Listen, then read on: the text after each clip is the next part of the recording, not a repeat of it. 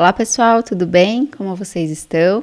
Estamos aqui para mais um estudo do Evangelho. Eu sou a Fernanda Juliana e falo aqui da Casa da Caridade Inácio Daniel. E hoje nós vamos falar sobre penas e gozos terrestres e penas e gozos futuros, de uma forma mais simplificada, né? De acordo aqui com o nosso tempo. E para a gente começar então esse estudo, eu gostaria de lembrar a todos de colocar a sua água para que a espiritualidade, né, possa conceder essas bênçãos que a gente mais esteja precisando. E antes da gente iniciar com a nossa leitura, peço a todos, né, que possam sintonizar comigo, fechando os nossos olhos, que a gente possa elevar os nossos pensamentos e os nossos sentimentos a Deus nosso Pai e agradecer em nome do Mestre Jesus por mais essa oportunidade de estarmos aqui reunidos em seu nome, em prol de uma melhora do nosso interior, que possamos reconhecer as nossas fraquezas e que possamos trabalhá-las. Pai amado, protege-nos hoje e sempre e que possamos ser melhor a cada dia. Fortalece-nos, Senhor, para combater essas fraquezas e que possamos ser exemplo vivo do Evangelho de Cristo, hoje e sempre. Que assim seja, graças a Deus. Bom, gente, eu vou começar hoje o Evangelho com uma leitura do livro Agenda Cristã, psicografado pelo Chico Xavier, pelo Espírito André Luiz. O capítulo é 28, chama Efetivamente. Vigiar não é desconfiar, é acender a própria luz, ajudando os que se encontram nas sombras. Defender não é gritar, é prestar mais intenso serviço às causas e às pessoas. Ajudar não é impor, é amparar substancialmente, sem puridos de personalismo, para que o beneficiado cresça, se ilumine e seja feliz por si mesmo. Ensinar não é ferir, é orientar o próximo amorosamente para o reino da compreensão e da paz. Renovar não é destruir, é respeitar os fundamentos, restaurando as obras para o bem geral. E esclarecer não é discutir, é auxiliar, por meio do espírito de serviço e da boa vontade, o entendimento daquele que ignora. E por fim, amar não é desejar, mas compreender sempre, dar de si mesmo, renunciar os próprios caprichos e sacrificar-se para que a luz divina do verdadeiro amor resplandeça. Bom, então com essa mensagem de André Luiz, a gente vai dar então início ao nosso roteiro. E aí eu queria comentar, né, então assim, só para a gente contextualizar onde que a gente pode encontrar, para aprofundar um pouco mais esse estudo. Essa é a quarta parte do Livro dos Espíritos, que está lá das Esperanças e Consolações. Então, a gente pode, quem tiver, né, interesse, curiosidade, pode ir lá na quarta parte do Livro dos Espíritos, que tem lá muitas perguntas com muitas respostas para melhorar o nosso entendimento com relação à doutrina. E então, o capítulo, né, essa parte, na verdade, ela vai contextualizar o conceito de felicidade e infelicidade. E que a felicidade, elas são relativas aqui na Terra. Quando a gente vai pensar no nosso entendimento terreno, para a maioria das pessoas, a gente encara a felicidade como? Geralmente associado a conquistas materiais, né? Então, você é feliz se você tem alguma coisa, ou com relação a um status, assim, no emprego, num trabalho, uma promoção, né, de trabalho, uma questão salarial, um benefício salarial, felicidade no contexto assim, familiar, né, assim, de pessoas, né, que estão à nossa volta, que nos fazem bem. Então, tudo isso gera felicidade. E, de uma certa forma, isso não está errado, porque isso também gera felicidade, né? Se a gente fosse só pensar sobre um aspecto, né, então a gente, sei lá, às vezes a gente pudesse se identificar infeliz ali em muitas fases da vida, né? Mas, a verdade, a gente pode encontrar, sim, a felicidade em todas as pequenas coisas. O que os Espíritos nos falam é que a gente não tem uma felicidade plena, completa, assim como a nossa infelicidade, ela também é relativa, né? Então, lá na questão 920 do Livro dos Espíritos, ele comenta isso, que o homem não pode gozar de felicidade completa na Terra, Por quê? Porque a gente discutiu isso outras vezes, né? Quem estuda a doutrina sabe disso. A Terra é um mundo de expiações e provas. E sendo um mundo de expiações e provas, nós ainda vamos passar por situações adversas na nossa vida, que são as nossas provas. E as expiações são aquelas provas compulsórias que a gente vai estar vivendo em consequência ali, na maioria das vezes, das nossas próprias ações. Agora, depende da gente como abrandar, como suavizar, então, esses males, né? E aí, quão feliz a gente pode ser na nossa existência diante dessas dificuldades, né? Os espíritos nos trazem que nessa vida a gente já vive, né, essas punições, entre aspas, né? A gente já vive, eu prefiro falar consequências, né, em vez de punições. As consequências das nossas próprias infrações que a gente comete ainda na vida corpórea, né? Então, gradativamente, quando a gente chama algumas desgraças, né, que a gente acaba vivendo, na maioria dos casos, elas são consequências dessas nossas ações. E quais são essas ações? Aquelas que nos levam a um afastamento daquilo que é correto, um afastamento da lei de Deus. Então, quando a gente vai se desviando do caminho, como consequência, a gente vai ter ali esses percalços ali na nossa vida, né? E aí a gente cai ali nas infelicidades. Então, a lei de causa e efeito, ela rege o universo, ela rege as nossas ações, ela rege, enfim, é uma lei do universo, é uma lei de Deus. E aí, com relação a essa infração da lei de Deus, isso está lá na questão 921, né? Como eu falei, o homem quase sempre é obreiro da sua própria infelicidade. Então, geralmente, isso tem uma relação direta ali com as nossas ações relacionadas aos desejos de supérfluo, às nossas ambições, à nossa ganância, né? Que nós mesmos criamos. Então, durante a nossa vida corpórea, nós mesmos, né, a gente acaba ali nos infligindo, né?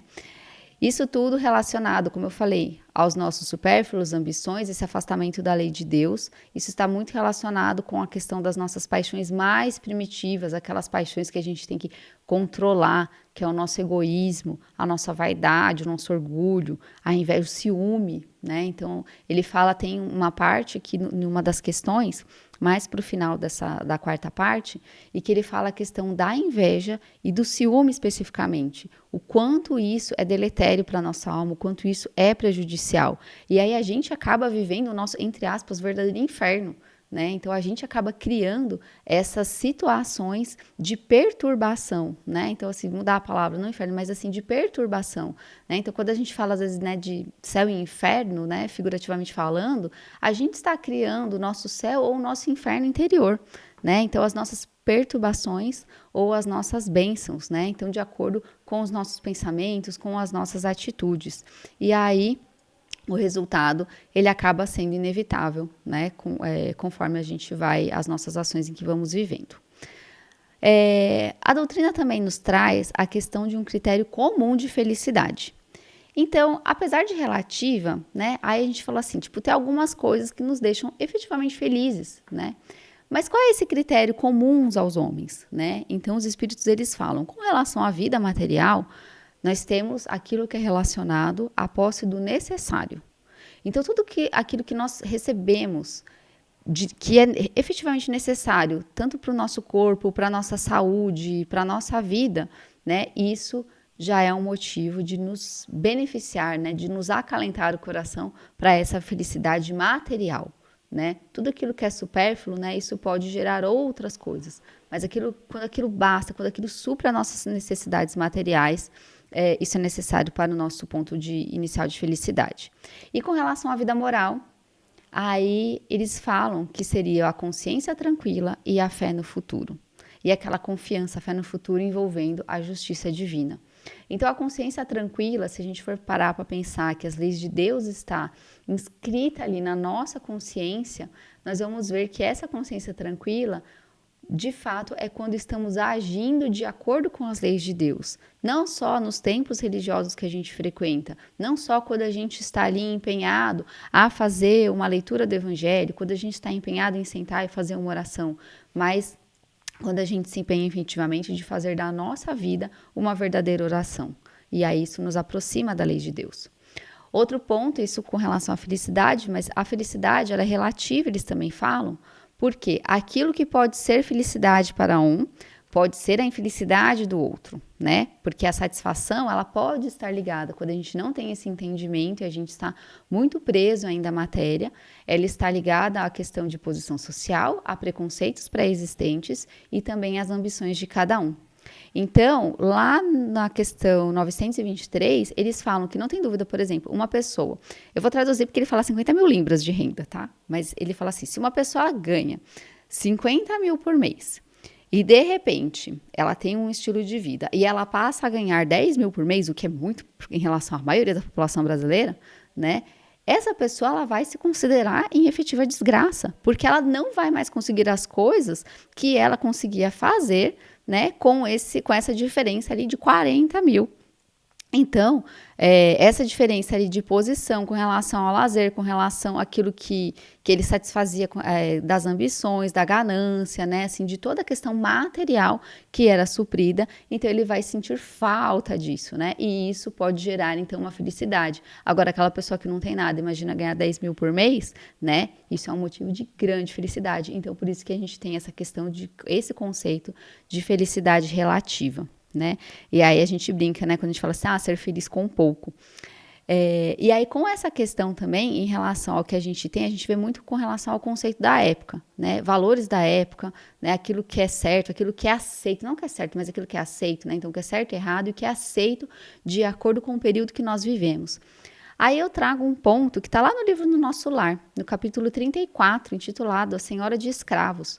Então, a gente tem, né, a mulher que ela diz, né, que ela tinha bons costumes, que ela fazia muita caridade, né, mas que ela vivia, né, então assim, ela tinha escravos na época, e quando isso é questionado, ela fala assim, mas eu os tratava muito bem, né, então assim, eu falei assim, ainda assim é outro ser humano sendo escravizado, mas na época aquilo era socialmente aceito, não quer dizer que aquilo era correto, né? Tanto que não foi, tanto que aquilo acabou.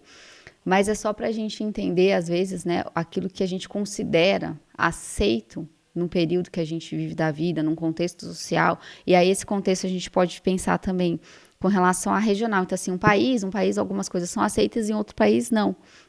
Mas tudo aquilo que é correto, aquilo que é certo, está de acordo com as leis de Deus e não com as leis dos homens. Então, isso vale lembrar, certo? Outro ponto que o capítulo traz também, que é essa parte das penas e gozos, ele fala, e quando o mal atinge o justo, né? Quando uma coisa, aquela pessoa, porque a gente falou, né, assim, que a maioria das coisas às vezes nos acontecem porque nós mesmos causamos, né? E isso pode ser nessa mesma existência ou em outra existência. Mas e quando aquela pessoa tem uma vida muito regrada, aquela pessoa, ela tá andando na linha, né? Como a gente diz, e de repente o sofrimento acontece para ela. Nossa, o fulano é tão bom, né? A gente escuta falar, nossa, fulano é tão bom, por que isso aconteceu com ele? Né? Nossa, a senhora fulano ali tem uma vida tão torta, né? Ela falou assim, tá dando tudo certo para ele, né? Por que esse aqui que tá indo bem não acontece? Então, os espíritos, eles falam que quando isso acontece, né, essa pessoa, o dever dela é resignar-se, né, sofrer sem murmurar. E que aí, né, para progredir, sempre, porém, é dado o aurir da consolação na própria consciência, que lhe proporciona a esperança no futuro melhor. Então, aquela fé, você está passando por muita dificuldade, mas você tem uma consciência tranquila da justiça de Deus e que aquilo deve ter um propósito. Aí a gente vai para os dois extremos, né? Tem a pessoa que ela passa por grandes dificuldades sem reclamar, tem as pessoas que reclamam por sofrimentos mínimos, né? Então, aquilo é um grande problema, e daí eu faço até um comparativo com a primeira infância, porque na primeira infância, às vezes um problema de ser o copo verde ao invés do amarelo, a criança, ela surta, né, com aquilo, ela não tem maturidade emocional para lidar com aquilo, e aí às vezes a gente se incomoda, né, com aquela explosão, né, de uma criança, mas já pararam para pensar que muitos adultos também explodem, né, por coisas também comparado ali a um copo, né, de ser uma cor ou de não ser de outra. E a gente tem aquele meio intermediário, que é onde a maioria de nós estamos. Ou seja, a gente passa pelos sofrimentos, né, às vezes a gente está numa vida regrada, passa pelos sofrimentos que são as nossas provações, E aí a gente dá aquela reclamadinha assim, reclama um pouquinho, né? Deita, chora em posição fetal, levanta, seca as lágrimas e segue em frente, né? Então, às vezes a gente, né, só toma aquele susto assim, né? Tem aquele primeiro impulso ali de reclamar, mas depois a gente respira e entende, né, que a gente deve passar por aquilo e seguimos em frente. Então, ó, tem as nuances aí dos pontos de reclamação, né, de murmurar, né? O bom é quando a gente vai murmurando menos, quando a gente vai reclamando menos, né? E aí seguimos. E aí, com relação a essa questão do justo, eles ainda pontuam, né, que isso, o que vai levar em conta é justamente a coragem com que a gente passa por essa prova, né?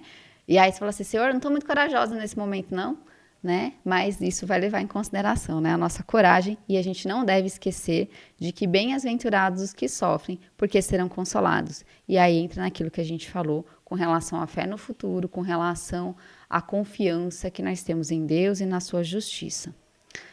Mas aí foi perguntado, por que são mais numerosas na sociedade as classes sofredoras do que as felizes? Por que tem mais gente que passa por tribulações na vida? Por que as pessoas mais sofrem do que são felizes, né? Eu acho que eu até já comentei aqui, isso é uma coisa que meu pai, ele reclama, ele fala assim, nossa senhora, não tá certo isso, né? Mas a questão é que o sofrimento, ele está por toda a parte, né? Como falou, nós vivemos num planeta em que estamos aqui em provas e expiações. E a gente não está aqui por acaso, estamos aqui porque o nosso estágio evolutivo é o que nos permite estar. Né? Quando a gente passar para mundos regeneradores, para mundos felizes, mundos celestes, isso vai mudando. Então, esses sofrimentos, essas tribulações, elas vão ser deixadas de lado porque nós vamos estar mais evoluídos. Então, as dificuldades da vida, todos esses sofrimentos, e aí o sofrimento ainda, vou lembrar até a Joana de Ângeles, porque ela fala que o sofrimento ainda é opcional, que ela fala, a dor é inevitável, a dor ela vai vir, mas sofrer por aquilo é uma opção nossa. Né? E aí é o que os espíritos bons aqui nos trazem, então, essa recomendação de Joana. A gente ainda está nesses processos ali de tribulações, mas conforme a gente vai se transformando, nós vamos crescendo moralmente, espiritualmente, e o planeta também, em conjunto, também vai crescendo, e a tendência é essa felicidade, ela sendo deixada para trás, as tribulações, os sofrimentos vão sendo deixados para trás, né?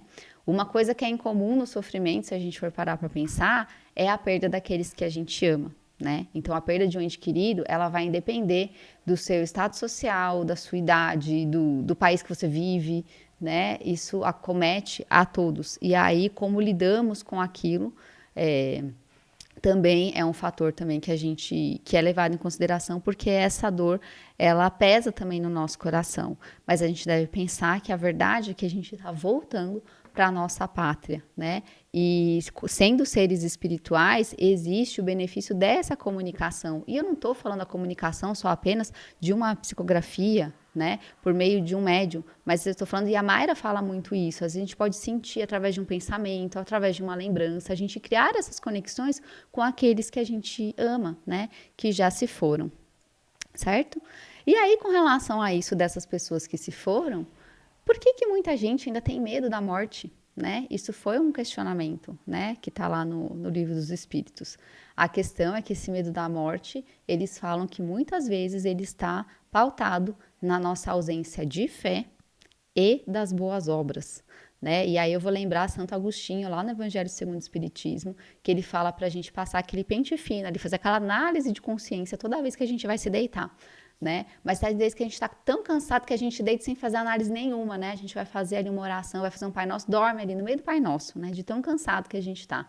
Mas isso é importante, a gente se manter firme e tentar lembrar, então, com relação à nossa fé e fazer uma reflexão, né? Porque isso também conta pra gente. Então, assim, fazer uma reflexão de tudo que a gente passou no dia, né? Todas as situações que nós passamos, aquilo que a gente falou, será que o que eu falei feriu alguém? Né? Será que eu consegui auxiliar? Às vezes a gente auxilia sem mesmo saber. Às vezes uma fala nossa, ela pode... Nossa senhora, já aconteceu, assim, escuto, né, muito isso. Eu falo assim, nossa senhora, uma vez eu falei tal coisa para uma pessoa que eu nem achei importância. Anos depois a pessoa, nossa, a gente teve aquela conversa que a gente nem lembrava mais e falou, aquilo fez muita diferença na minha vida, tá? Então, existe essa questão, esse medo da morte, ele vai diminuindo conforme a nossa fé vai ficando mais sólida, né? A esperança no futuro e as nossas ações de caridade.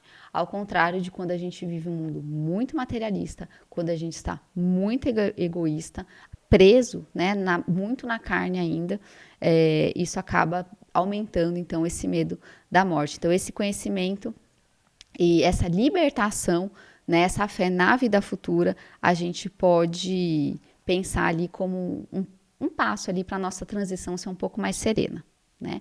E aí, para o nosso capítulo final, olha só, né? A gente já está chegando aqui no fim, que fala sobre as penas e gozos futuros, né? E aí eu gostaria de trazer que a gente pode ler um pouco mais sobre isso lá na obra de Kardec, que é O Céu e o Inferno.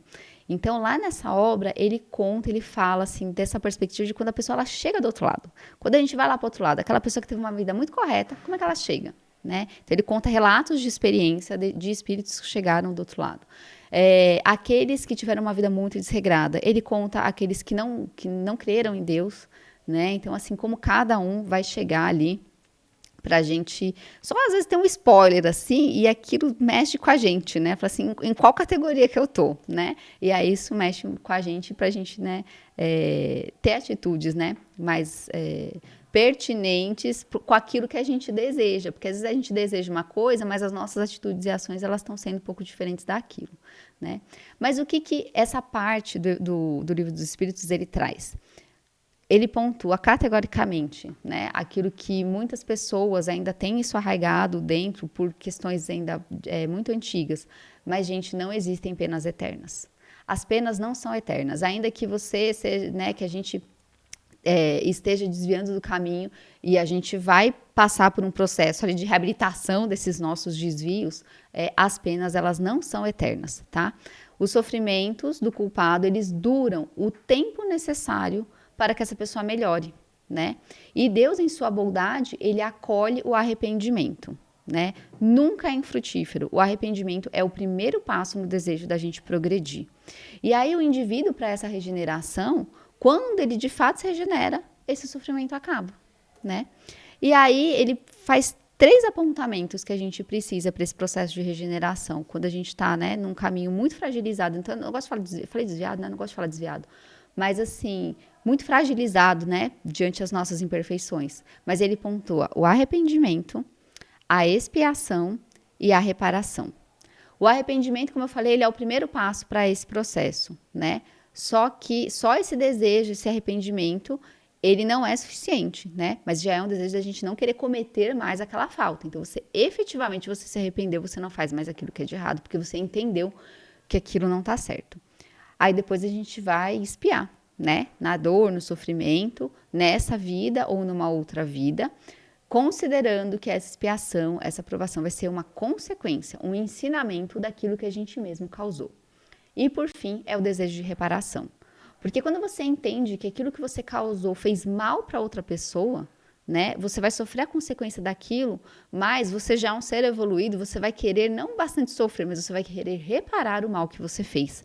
Então, o ajuste do erro, essa reparação do mal, vai estar de acordo ali e nós não estaremos sozinhos nesse processo, porque aí quando, né, uma pessoa ela quer dar certo, e aí a gente faz uma comparação até que na nossa vida terrena, né? Quando você vai ser uma pessoa ela quer muito, sei lá, assim, uma conquista, e aí muitas pessoas se mobilizam para aquilo dar certo, né? E moralmente falando, espiritualmente falando, a gente conta com o auxílio de irmãos encarnados e desencarnados para esse processo de reparação, tá? Então, de uma forma muito resumida, né, muito simplificada aqui, eu quis trazer sobre essa parte das penas e gozos terrestres e futuros, que para gerar ali uma reflexão, porque são coisas ali que a gente está vivendo no nosso dia a dia. Para encerrar, eu deixo uma mensagem de Emmanuel, né? Só uma frasezinha aqui.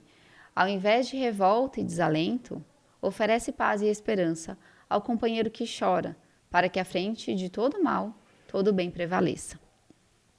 Então, que a paz de Jesus esteja envolvendo o coração de todos e abençoando a semana de cada um, aonde quer que esteja. Que assim seja, graças a Deus.